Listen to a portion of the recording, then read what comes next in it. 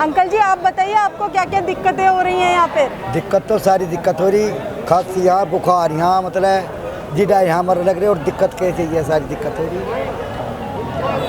और दिक्कत क्या सारी दिक्कत या परेशानी है, पाँव में जुटती नहीं सब। जी इस कानून से आपके क्या नुकसान है और क्या आपका सही है, आप मुझे थोड़ा बताना नुकसान चाहेंगे? तो सारा ही है, नुकसान के हमारा नुकसान होता तो यहाँ क्यों पड़ते हैं जी, नुकसान होता है यहाँ क्यों पड़ते जिडाए में अड्डे में पाए। तो अभी आप कानून से क्या चाहते हैं? हम यो चाहते हैं हमारा हक मिल जाओ, हम यो चाहें अच्छा बस। तो अगर आपका बीएसपी का आपका खत्म हो जाता है मसला तो आप ये यहाँ पर धरना बंद कर देंगे? बंद इतने नहीं होगा, इतने हमारा नहीं मिलेगा, इतना हमारा हक नहीं मिलेगा, इतना बंद ऐसा नहीं बनेगी बात में, साइंस हटेगा नहीं। अंकल जी मैं आपसे पूछना चाहती हूँ कि आप बताइए आप कब से यहाँ पर हैं? हम तो 1 महीना हो गया। आप यहीं हैं, घर गए हैं आप दोबारा? गए थे, घर गए थे, अच्छा फिर आ गए। मैं तो गया भी नहीं है कहीं। अंकल जी आप बताइए आप कब से हैं यहाँ पर? 27 नवंबर से हैं यहाँ पर हम। तो आप घर गए थे? गए थे 1 दिन के लिए। अच्छा फिर आ गए। फिर आ गए। हाँ। मैंने सुना है कि यहाँ पे लेडी से भी बैठी हैं बहुत लेडीज से सारी। भी बहुत हैं। तो वो भी अभी तक यहाँ पर हैं? हाँ हैं जी, अभी तक हैं, वो भी अच्छा। लेडीज से भी हैं सब। तो आप बताइए। बच्चे भी हैं। अच्छा छोटे बच्चे भी यहाँ बच्चे पर भी भी हैं। हैं। अच्छा तो आप बताइए आप सरकार से क्या सरकार से ये तीनों कानून वापस कर ले और हमारी एमएसपी पे रेट घोषित कर दें, इसे अमली जामा पहना दें। अब हमारा धान जो रेट 1868 रुपये था, हमारा 800 में बिका, 1000 में बिका, उसका एमएसपी हमें क्या फ़ायदा होगा? अच्छा हमारी तो लुटाई हो गई, हमें क्या फ़ायदा होगा उसका? 5-6% लोगों की डोल होती है बस, बाकी तो वैसे मध्य भाव में जाता किसान तो लुट रहा है।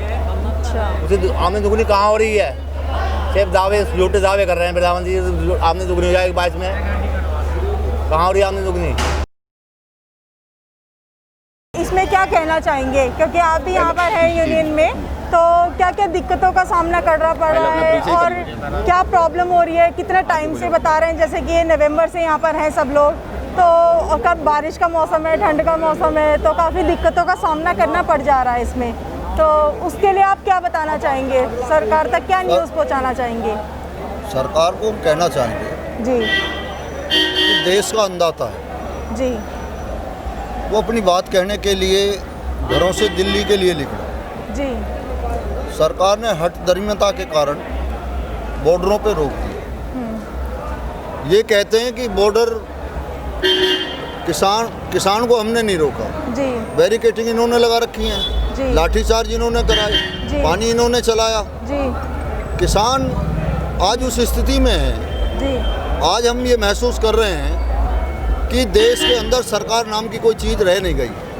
जी हमारे बुजुर्गों ने, हमारे नौजवानों ने सत्ता परिवर्तन किया था कि देश का और किसान का, आम आदमी का कुछ भला होगा।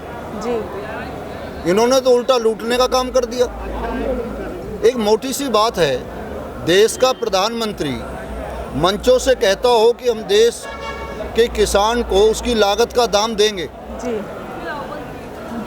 लागत का दाम देंगे, और वो तय करते हो रेट कि हम ये रेट किसान का 1800 रुपये में खरीदेंगे, 1865 में खरीदेंगे, वो धान बिकता हो 1000 रुपये में।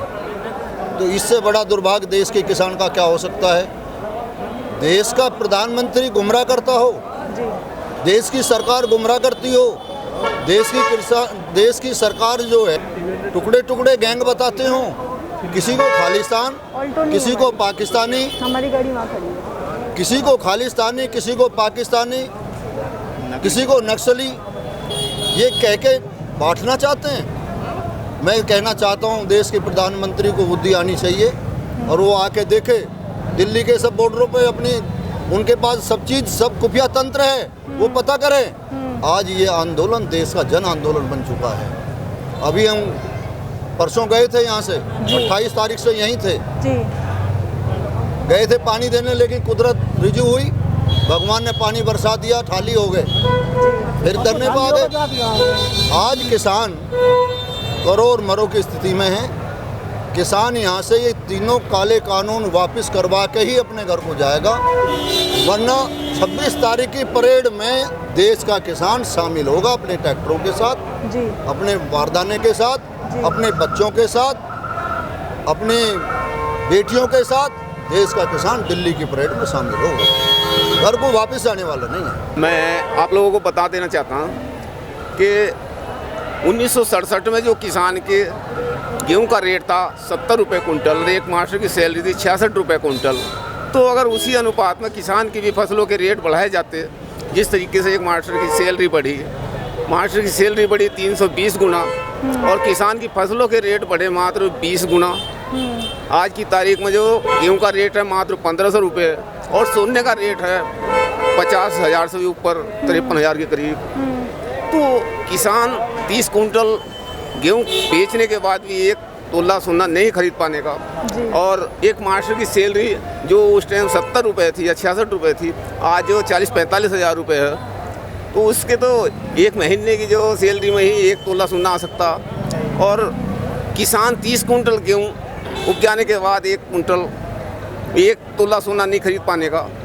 तो जितना बड़ा किसान के साथ छलावा हुआ, उसकी फसलों के रेट कम हुए, तो उसके साथ नाइंसाफ़ी हुई। तो पहली मांग तो हमारी यही है कि किसान को भी उसी अनुपात में उसकी फसलों के रेट बढ़ाए जाऊँ, जिस अनुपात में जो महंगाई बढ़ी, सोने के रेट बढ़े। तो पहली तो हम यही मांग लेकर आए हैं अपनी भारत सरकार से कि हमारे भी जो रेट उसी अनुपात में बढ़ाए जाएँ और किसान की फसल के भी रेट मिले। और जो सरकार कहती है कि हम लोग 2000 रुपये किसान को सम्मान निधि के रूप में दे रहे हैं, तो किसान को भिखारी ना बनाया जाए, उसकी फसलों के वाजिब दाम दिलाए जाए। तो किसान भिखारी नहीं है, स्वाभिमानी है, उसके स्वाभिमान को जो ठेस ना पहुंचाई जाए और उसे भिखारी की लाइन में खड़ा ना किया जाए। तो पहली हमारी ये भी मांग है। और इसके साथ साथ जो हमारा ये 3 अध्यादेश सरकार लाई है, तो कौन सी इनको ऐसी ज़रूरत आन पड़ी थी कि अनन फनन में ये कोरोना बीमारी की आड़ में जो बिना बहस किए और एकदम जो इन्होंने इस पर जो साइन करके लागू कर दिए। तो ये सोचते थे कि किसान कोरोना बीमारी के बहस इकट्ठा नहीं होगा, विरोध नहीं करेगा, और तुम जो कारपेट की, हाँ, तो उनके जो इशारों पर, उनके इशारों पर जो देश को जो किसान की जो जमीन को भी जो उनको, कोरोना तो कहीं है ही ना, कोरोना तो